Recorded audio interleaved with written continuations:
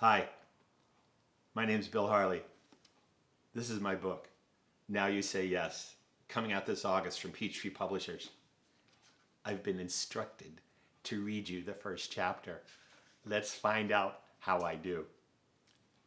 I call the first chapter, Chapter 1. The barbecue ones, Conor says. I know, Mari says, for the fourth time. I don't like the other ones, especially not the vinegar ones. They're bad. Conor is standing sideways to the row of snacks, facing the aisle that leads away from the meat section. His head is down. He's not looking at her. He never looks at her. He's not looking at anything except his fingers, which are opening and closing like they're on the inside of a puppet, and the puppet is talking. But the puppet is silent. It's the motion of the hand that fascinates him, that has always fascinated him, especially when things aren't right. And things aren't right. I can't find barbecue ones, Mari says. They have to be there. Ediths Original BBQ. Conor's head starts nodding up and down. She leaves him there and walks back up the aisle, hoping that someone put Edith's Original BBQ potato chips in the wrong place. There are thousands of bags of different kinds of chips, but only Edith's Original BBQ potato chips will do. She can feel things spinning slowly out of control, turning aimlessly like some asteroid hurtling out of the gravitational force of some solar system. But her job now is to find the right kind of potato chips.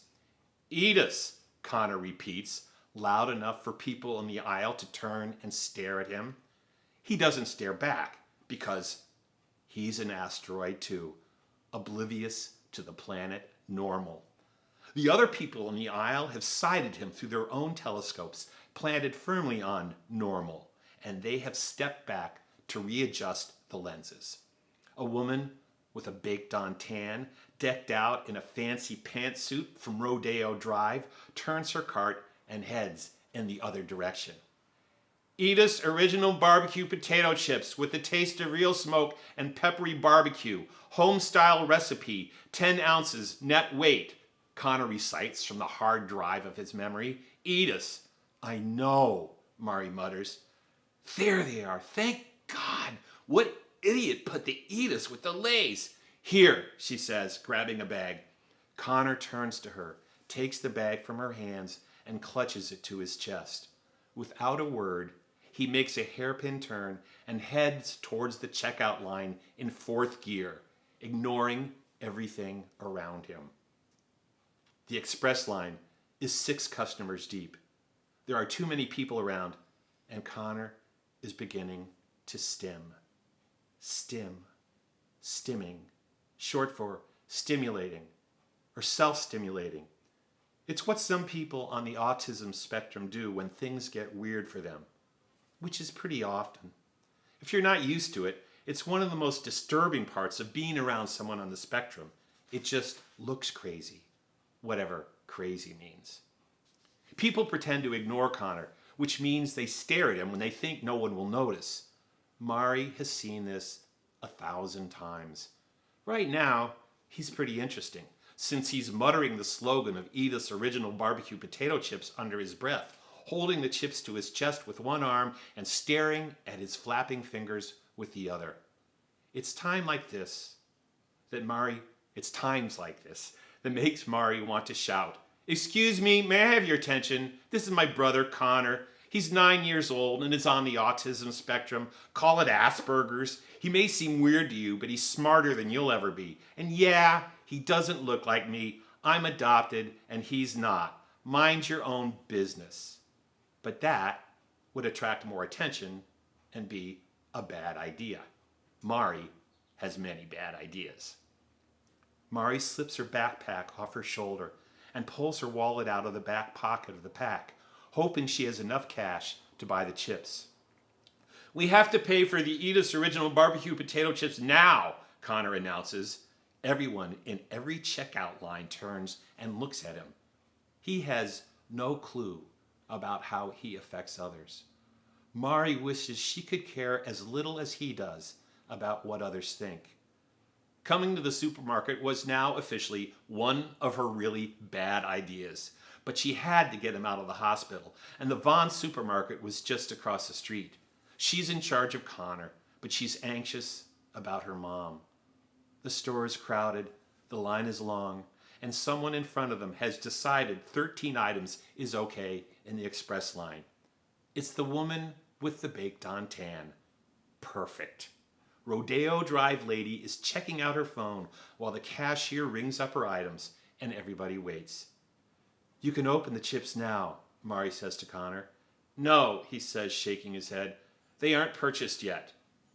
Conor's sense of rules is so strong, so literal, so by the book, that sometimes Mari thinks he would gladly push the button to blow up the world if it were in the rule book.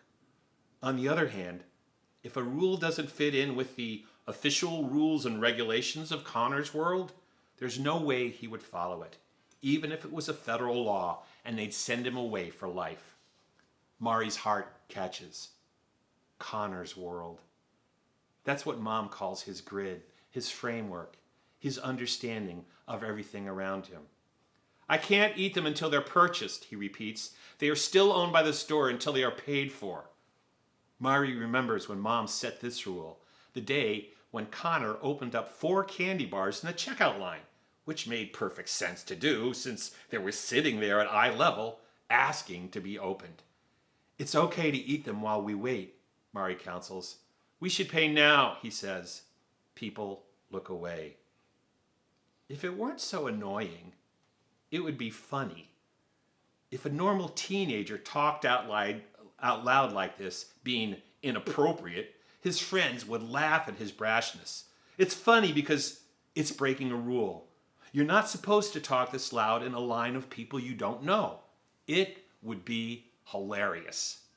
"Pay now," Conor repeats a little louder. People squirm. Everyone is nervously trying to ignore both of them, which means they are staring even more. "We have to wait," Mari says. And then her phone vibrates. She takes it out of her back pocket. It's a text from Dennis. "Get over here now." Rodeo Drive lady is still busy on her phone, watching the girl bag her 13 items. There are 3 other customers in line in front of them. "Let's go," Mari says, taking the bag of potato chips out of Conor's hand. She puts the wallet back in her backpack and slips the pack over her shoulder.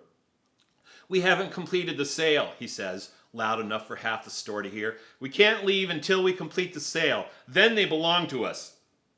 "Mom needs us," Mari says.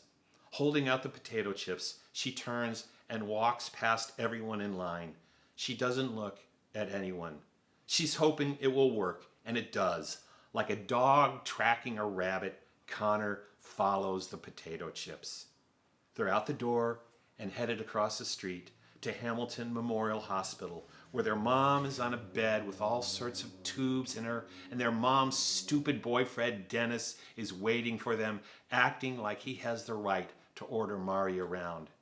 She hands the bag of chips back to Conor, who clutches them like some religious relic that will keep him safe from harm. She figures the people in the store, the customers, the cashiers, the stock boys, are glad to get rid of her and her brother. Taking a bag of potato chips without paying seems like a small thing when your mom is in the emergency room. Chapter 2, that's up to you.